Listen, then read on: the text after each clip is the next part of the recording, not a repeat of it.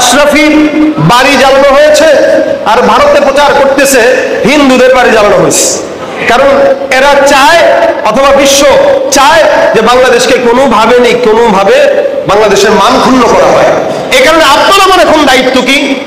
আমাদের দায়িত্ব হলো সংখ্যালঘু যারা আছে, হিন্দু ভাই যারা আছে, খ্রিস্টানদের গির্জা আছে বা অন্যান্য যা কিছু আছে, এগুলো নিজ উদ্যোগে আমরা নিজেরা পাহারাদার হব। এগুলোর পাহারা দিব আমরা দেব।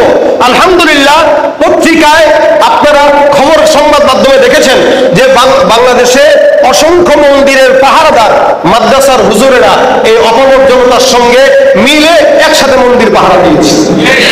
এটা আমাদের দায়িত্ব, তাদের জানমালের নিরাপত্তা দেওয়া আমাদের দায়িত্ব।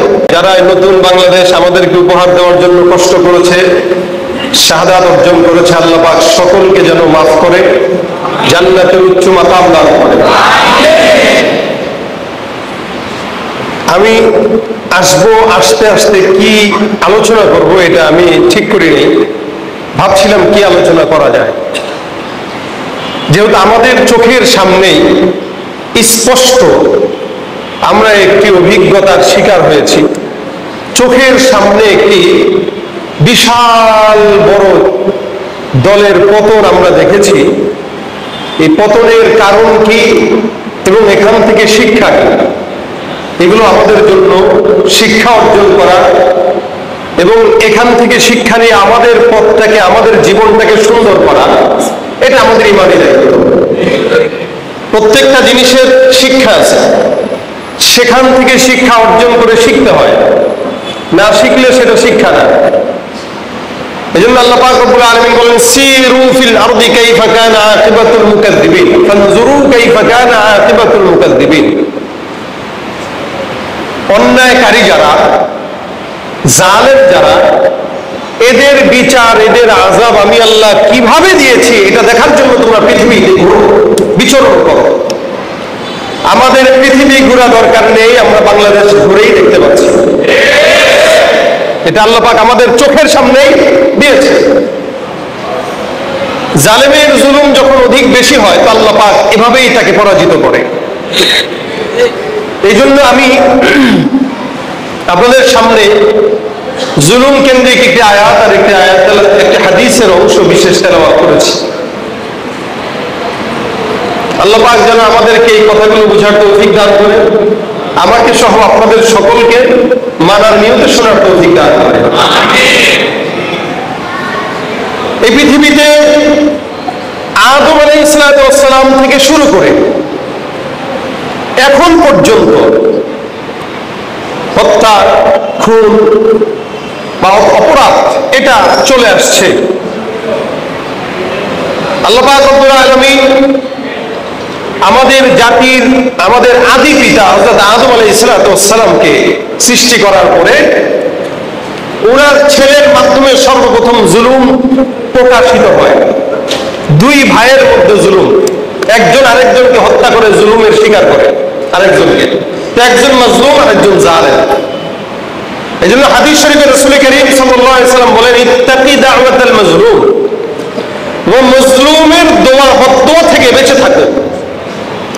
যখন নাকি মাজলুমের উপরে জুলুমের অত্যাচার খুব বেশি হয় আর মাজলুম যখন দোয়া করতে থাকে, নবী করিম সাল্লাল্লাহু আলাইহি ওয়াসাল্লাম বলেন ওর মাঝে আল্লাহর মাঝে কোনো পর্দা থাকে না।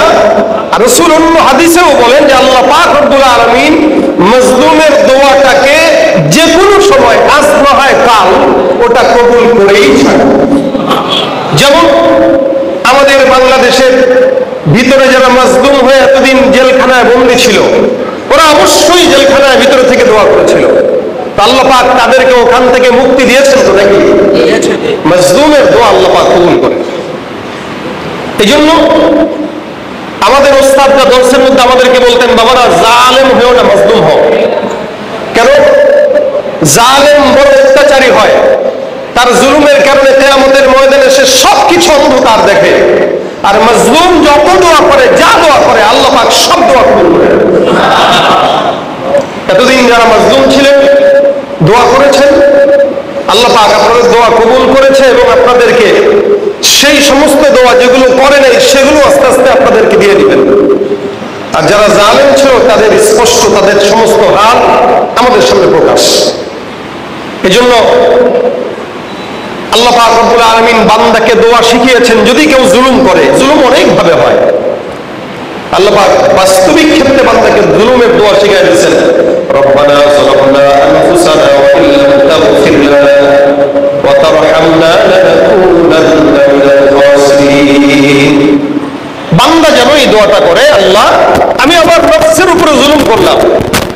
জুলুম অনেক ভাবে হয়, কেউ সরাসরি জুলুম করে, কেউ জালেমের সহযোগী হয়। তো ইমাম আহমদ ইবনে হাম্বল রাহমাতুল্লাহ আলাইহি যখন জেলখানায়, তো ওনার জেলখানার জেল সুপার ইমাম আহমদ ইবনে হাম্বল রাহমাতুল্লাহ আলাইহি বলতেছিলেন, হুজুর জালেমের সংজ্ঞা কি একটু আমাকে বলবেন, জালেমের ব্যাপারে হাদিসে কি আসছে জুলুমের ব্যাপারে? ইমাম আহমদ ইবনে হাম্বল রাহমাতুল্লাহ আলাইহি বলতেছেন, তুমি কি করো? আমি এই জায়গার জেলার। তো তোমার দ্বারা কি হয়? আমার দ্বারা তো সবকিছুই হয়, এখানে আমি তদারকি করি। তুমি বলতেছেন, যেই ব্যক্তিটা একটা জালেমের জামা পর্যন্ত সিলাই করে দেয়, ওই ব্যক্তিটাও জালেমের সহযোগী হবার কারণে আল্লাহ লান তার উপরে, যে জামা সেলাই করে দেয়। জালেমের জামা সেলাই করে দিলেও সে জালেমের পক্ষে থাকার কারণে সেও জালেম। জালেমের খাবার যে রান্না করে দেয় সেও জালেম, কেন তার খাবার খেয়ে জালেম শক্তি অর্জন করে মাজলুমের উপর জুলুম করেছে। এই জন্য অনেক বুজুর্গান দিন এই কথা বলেছেন যে জালেমের সহযোগিতা হওয়া তো দূরের কথা, জালেমের খাবার পাক করবা না, জালেমের কাপড় সেলাই করে দিবা না, জালেমের কথাও শুনবা না। ইবনে তাইমিয়া রাহমাতুল্লাহ আলাইহি বলেন, উনাকে একবার একজন ধরে পুলিশ ইবনে তাইমিয়া রাহমাতুল্লাহ আলাইহি বলতেছিলেন যে আমাকে মাফ করে দিয়েন। বলে কেন? আমার দোষ কি? আমার তো উপর থেকে আদেশ দেয়, আমার কি দোষ? এই আমি যে আপনাকে ধরছি, আমার উপর থেকে আদেশ। আমাদের দেশের প্রশাসন এই কথাই বলতো যে আমার কি করার হুজুর, আমার মাফ করে দিয়েন, উপরের আদেশ। তো উনাকে বলতেছেন, হুজুর উপরের আদেশের কারণে আপনাকে ধরছি, মাফ করে দিয়েন। তখন উনি বলতেছিলেন, তোর মতো এই গরু ছাগল যদি না থাকতো তাহলে জালেমরা আদেশ দিতে পারত না। তোমার এই চিন্তার কারণে জালেমরা সাহস বেশি পায়। প্রত্যেকটা লোক যদি তাদের জায়গা থেকে বলতো, না আমরা এই জুলুমের শিকার হব না, আমরা জালেমকে সহযোগিতাও করব না, তাহলে কোন বাপের বেটার সাহস আছে যে মাজলুমের উপর জুলুম করবে? পরেই তো 2-4 জন লোক দিয়ে 100 জন লোক আপনার আন্ডারে আছে, 100 জন যদি বলে না, আপনি বললেই হবে আমরা জুলুম করব না, তখন ওই বেচারা দৌড় ছাড়া উপায় আছে? তাহলে উপরের আদেশ বলে বলে যে জুলুম আমাদের উপরে করা হয়েছে, এখন তো আস্তে আস্তে আমাদের প্রশাসনের বাইরে বলে দিচ্ছে যে আসলে আমরা পরিস্থিতির শিকার ছিলাম। এই কথা এখন না বলে আরো 10 বছর আগে যদি বলতো, এই জুলুম এত দীর্ঘায়িত হবার কোনো কথা ছিল না। আলহামদুলিল্লাহ, আমাদের ছাত্র সমাজ, জনগণ রুখে দাঁড়িয়েছে হকের পক্ষে, বাতিলের বিরুদ্ধে। লড়াই করতে হয় কিভাবে আবু সাইদ দেখিয়ে দিয়েছে, লড়াই করতে হয় কিভাবে বুক পেতে দেখে দিয়েছে। এভাবে রক্তের উপরেই প্রত্যেকটা সময় স্বাধীনতা এসেছে। রক্তের বন্যায় আমাদের সমাজে এখন থেকে নয়, পৃথিবীর শুরু থেকে নিয়ে আজ পর্যন্ত রক্তের বন্যায় অন্যায়গুলো সাফ হয়ে গেছে, সাফ হয়ে গেছে। লড়াইয়ের ওই ময়দানেতে যেতে তোমাকে হবে, প্রয়োজনে সব রক্তটুকু জমিনেই ঢেলে দেবে। ওই ময়দানেতে যেতে তোমাকে হবে, প্রয়োজনে সব রক্তটুকু জমিনেই ঢেলে দেবে। তবুও তোমায় লড়তেই হবে, মানিবে না পরাজয়। তবুও তোমায় লড়তেই হবে, মানিবে না পরাজয়। বিপ্লব মানে জীবন দেওয়া, সে থাকা নয়, সে কোনদিন আসবে যদি হয়। আসবে বিজয় রক্ত আর জীবনের বিনিময়, আসবে বিজয় রক্ত আর জীবনের বিনিময়। বিপ্লব মানে জীবন দেওয়া, বসে থাকা নয়, সে কোনদিন আসবে যদি হয়। কোথা থেকে কোন ভিনদেশি শকুন আমার দেশে এসে সেবার নামে বসেছে জুড়ে মীর জাফরের দেশে।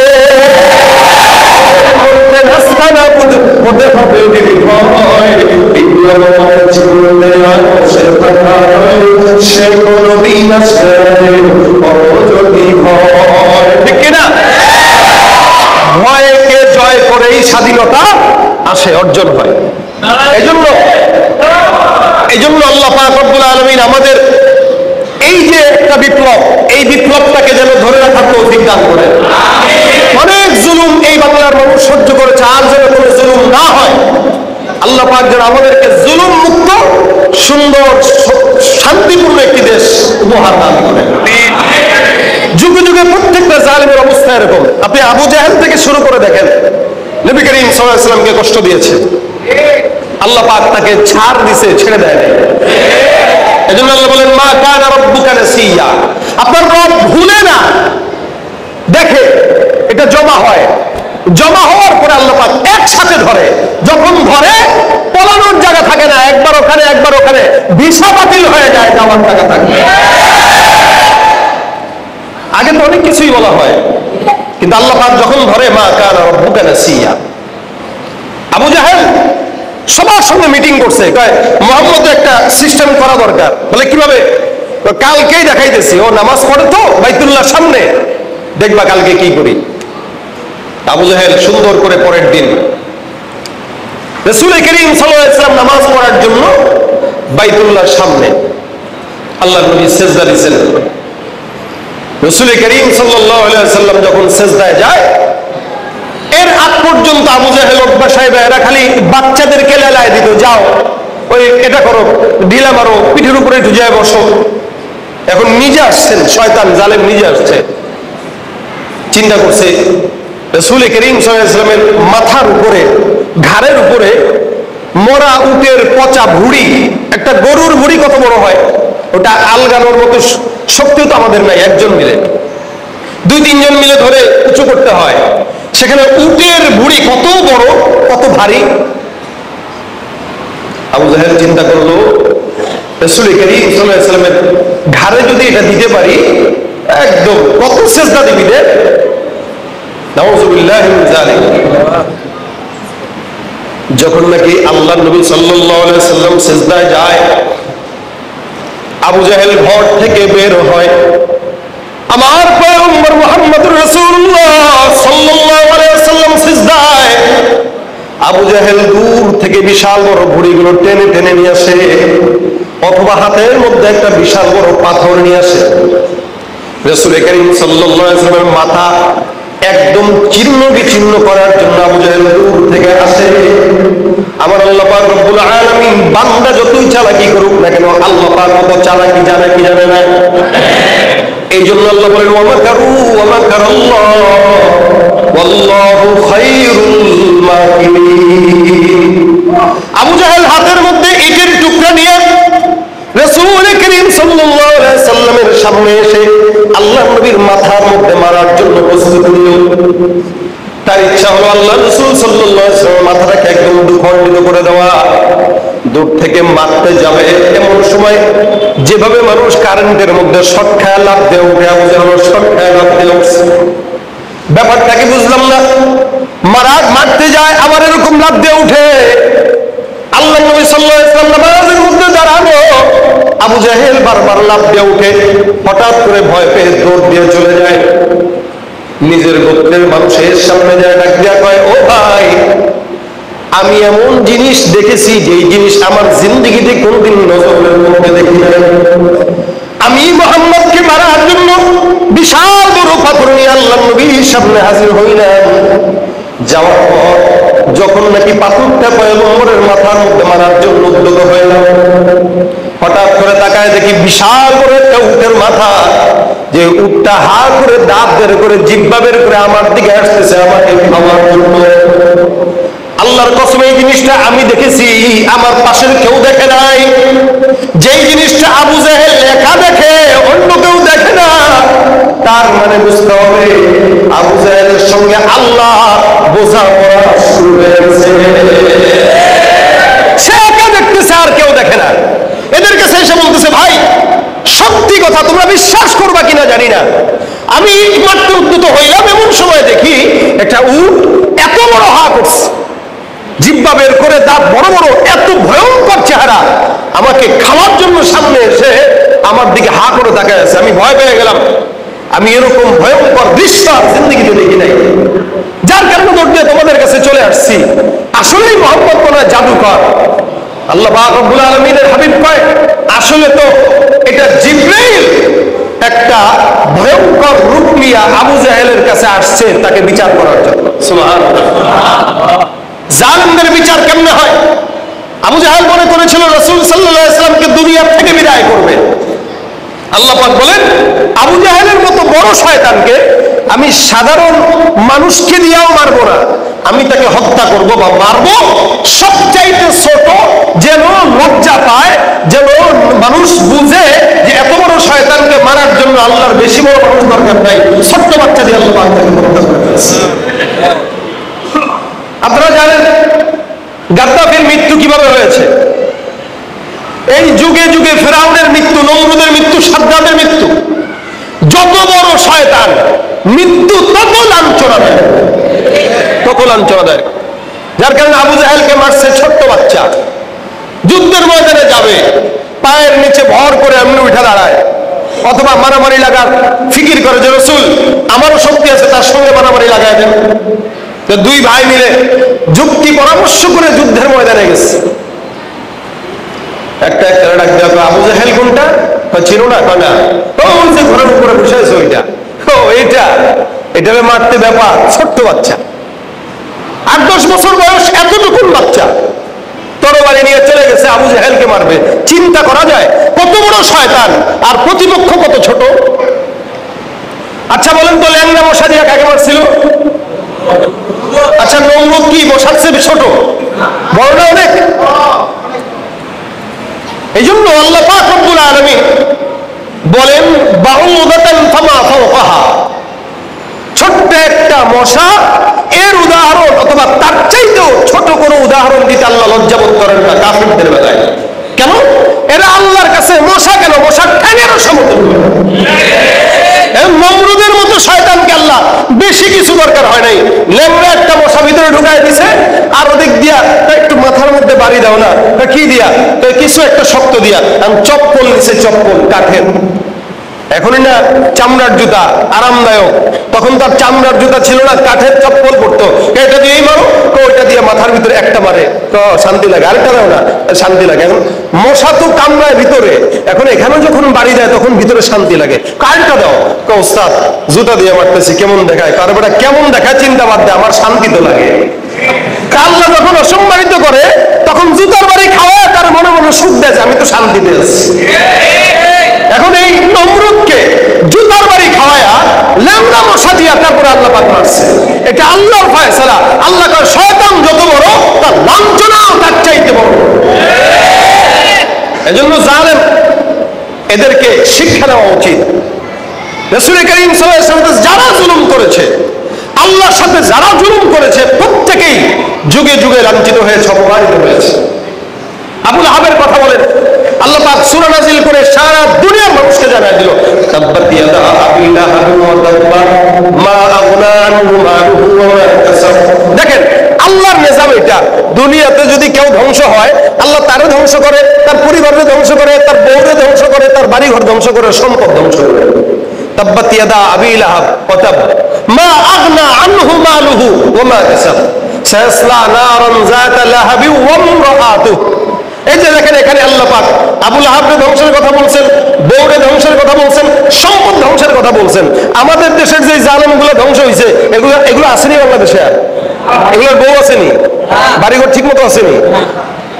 তা আবু লাহাবের সাথে মিলছে না? তার মানে এরা আবু লাহাবের খারাপ হয়েছে, ঠিক কিনা? আবু লাহাবের যেরকম বিবিও নাই, নিজেও নাই, সম্পদও নাই, বংশও নাই। আমাদের বাংলাদেশে যারা মানুষের উপরে জুলুম করেছে, এদেরও এখন বাংলাদেশে কোনো পরিবারও নাই, নিজেরাও নাই, সম্পদও নাই, কিচ্ছু নাই। এটাই জুলুমের পরিণতি, এটাই জুলুমের। যারা জুলুম করেছে তাদের কথা বলছে। দল অনেক অনেক করতে পারে, কিন্তু দল করলেই সবাই জালেম না। দল করলেই সবাই জালেম হয় না। জালেম হয় যে সবচেয়ে বেশি ক্ষমতা পায় সে। কারণ যখন আশেপাশের লোক বেশি দেখে, ক্ষমতা বেশি দেখে, তখন সে আর ওটাকে সহ্য করতে পারে না, সে নিজেকে ফেরাউন মনে করা শুরু করে। এজন্য যুগে যুগে আল্লাহ পাকের কোরআন দিয়া বান্দাকে আল্লাহ সতর্ক করেছেন। তাকায় দেখো, কোরআনে আমি বলেছি তোমরা ঘুরে ঘুরে দেখো জালেমদের পরিণতি কি হয়। এজন্য জুলুম অনেক ভাবে হয়। এর মধ্যে এক নম্বর হচ্ছে আল্লাহ পাক রব্বুল আলামিন বলেন, ইয়া বুনাইয়া লা তুশরিক বিল্লাহ। লোকমান হাকিমকে আল্লাহ পাক, লোকমান হাকিম তার সন্তানকে সর্বপ্রথম যে ওসিয়ত করেছেন সেটা হলো লা তুশরিক বিল্লাহ ইন্না শিরকা লাযুলমুন আযীম। এখন আল্লাহ পাক রব্বুল আলামিনের সঙ্গে যদি কেউ শরীক করে এটা হচ্ছে এক নম্বর জুলুম। জুলুমের এক নম্বর প্রকার আল্লাহর সঙ্গে জুলুম করা, শিরকের মাধ্যমে জুলুম করা। দুই নম্বর জুলুমের প্রকার হচ্ছে গুনাহ করে জুলুম করা, অন্যায় করে জুলুম করা। এই কারণে আল্লাহ পাক দোয়া শিখাইছেন, রব্বানা যালামনা আনফুসানা ওয়া ইল্লাম তাগফির লানা ওয়া তারহামনা লানাকুনান্না মিনাল খাসিরিন। এটা হলো দুই নম্বর জুলুম। গুনাহ করতেছে, জিনা করতেছে, চুরি করতেছে, ডাকাতি করতেছে, এগুলো জুলুম। এরপরে তিন নম্বর শরীয়তের বিধান লঙ্ঘন করার মাধ্যমে জুলুম করা। কেন?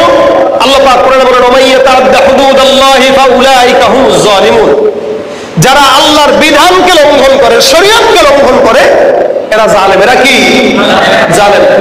যারা ইসলামকে মানে না, লঙ্ঘন করে, এরা কি? জালেম। যারা পর্দার বিধান মানে না, এরা কি? যারা কোরআনের আইন মানে না, এরা কি? যারা খেলাফত মানে না, এরা কি? ওয়া ইয়াতাআদ্দা হুদুদাল্লাহ ফাউলাইকা হুমুজ জালিমুন।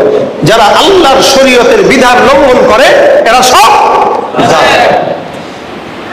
চার নম্বর আল্লাহর ব্যাপারে মিথ্যারোপ করার মাধ্যমে জুলুম করা। এজন্য আল্লাহ পাক রব্বুল আলামিন বলেন, ফামান আযলামু মিম্মান ইফতারা আলাল্লাহি কাযিবা। আল্লাহ পাক রব্বুল আলামিন বলেন, যারা আমার আল্লাহর আয়াতকে অস্বীকার করে, মিথ্যা প্রতিপন্ন করে, এই সমস্ত মানুষগুলো জালেম।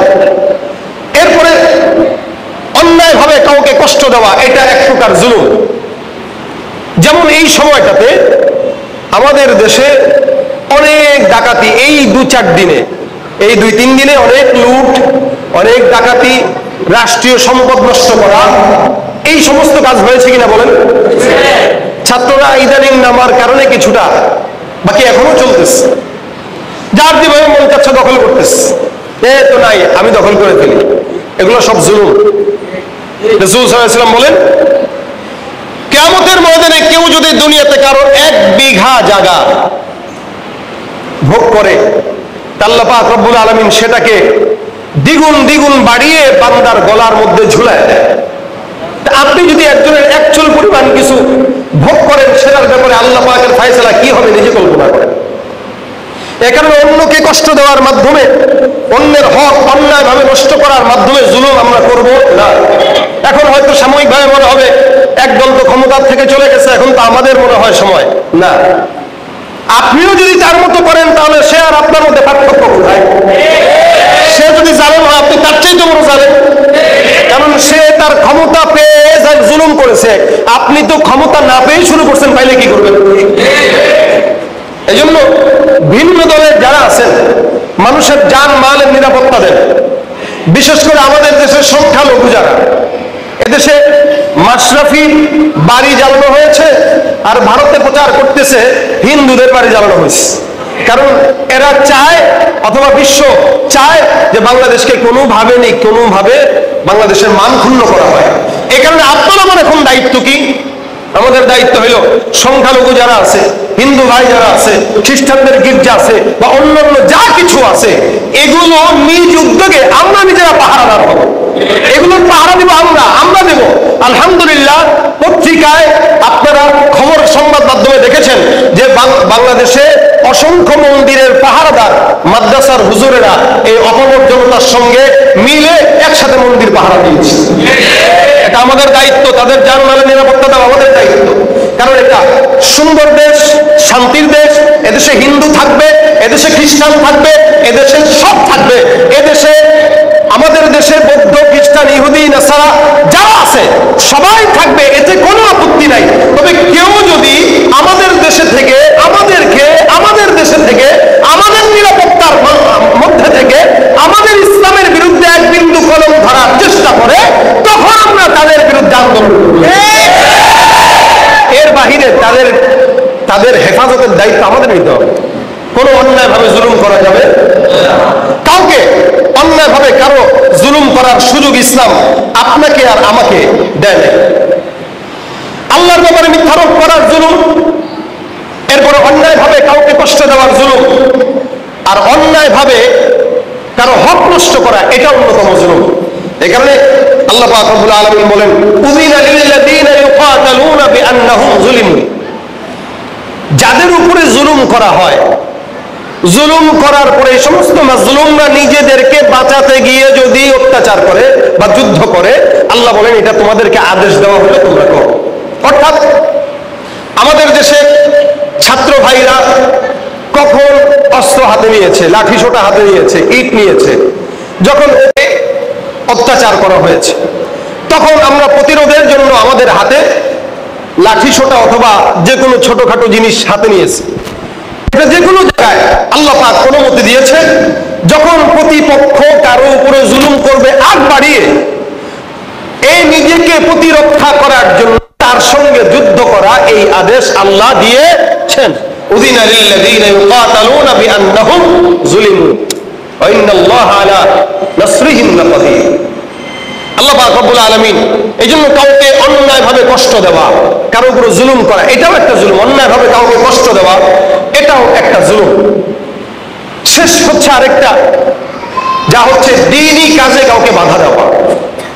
যেমন আমাদের দেশে আমরা বিগত বছরগুলোতে অনেক দেখেছি, যে কোনো এক মাহফিলে গিয়েছি, মাহফিলে যে ওলামায়ে কেরামরা হয়তো সুদের বিরুদ্ধে কথা বলতেছে, বাদ দিলাম মাহফিলের কথা, আজকে যেখানে বসার জায়গা কি মসজিদ না?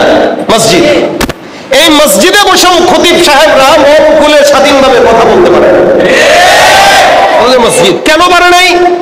কারণ মসজিদের ডানে তাকায় সভাপতি সরকার দলীয়, বায়ে তাকায় সেক্রেটারি সরকার দলীয়, এনারা দুজনই সুদের সাথে জড়িত, এনারা দুজনই ঘুষের সাথে জড়িত, এনারা দুজনই অন্যায়ভাবে জায়গা চুরি করে 5 তলা বিল্ডিং করছে, এটার সাথে জড়িত। এখন যখন এই ইমাম সাহেব বা খতিব সাহেব সুদের বিরুদ্ধে বলবে, তখন তো সভাপতি এমনি এমনি তাকায় যে নামাজের পরে তোর খবর আছে। এই যে দ্বীনের দাওয়াত দেওয়ার জন্য বাধা দেওয়া, দ্বীনের দাওয়াতের রাস্তায় কি করা,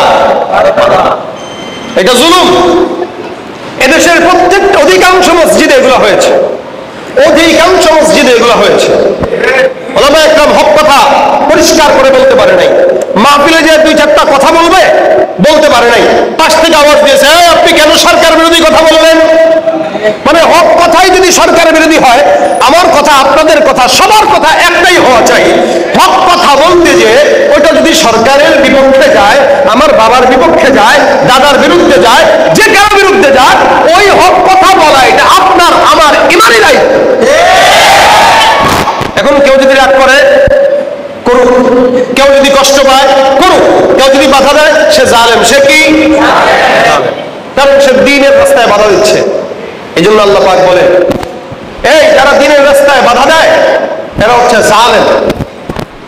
যেমন ইহুদি নাসারা বাধা দিত, ومن أظلم ممن منع مساجد الله أن يذكر فيها اسمه وسعى في خرابها। ইহুদি নাসারা বাধা দিত। রাসূল সাল্লাল্লাহু আলাইহি ওয়াসাল্লাম যখন নবুয়তের প্রথম দাওয়াত দেয়, আল্লাহ পাক রব্বুল আলামিনের হাবিবের দ্বীনের দাওয়াতকে কলুষিত করার জন্য কাফেররা চুক্তি করছে। কি চুক্তি জানেন? একসঙ্গে পরামর্শ করে হজের মৌসুমে কিছু লোককে লাগাই দিচ্ছে অলি গলিতে, মক্কার অলি গলিতে লাগাই দিচ্ছে, এই তোমরা এই গলিতে 10 জন থাকবা, এই গলিতে 10 জন থাকবা, ওই গলিতে 10 জন থাকবা, থেকে থেকে বলবা, হজে আসবে যারা এদেরকে বলবা, এই এখানে মক্কায় হজ করতে যাওয়া ভালো কথা, কিন্তু একটা লোক আছে যার নাম মুহাম্মদ বিন আব্দুল্লাহ, ও পাগল, ওর কাছে যেও। নাউজুবিল্লাহ, মুহাম্মদ নাকি পাগল। এই জন্য আল্লাহ পাক কোরআনে স্পষ্ট ঘোষণা করেছেন, মা আনতা বিনি'মাতি রাব্বিকা বিমাজনুন ওয়া ইন্না লাকা লাআজরান গায়রা মামনুন ওয়া ইন্নাকা লা'আলা খুলুকিন 'আযীম ফাসাতুবসিরু ওয়া ইউবসিরুনা বিআইয়িকুমুল মাজনুন। আমার আল্লাহ পাক বলেন, যারা আমার পয়গম্বরকে পাগল বলে, এই জমিনের মধ্যে ওরা পাগল, ওদের বাপ দাদা 14 গোষ্ঠী পাগল। নবীর উম্মত দাবি করো, সুন্নাহ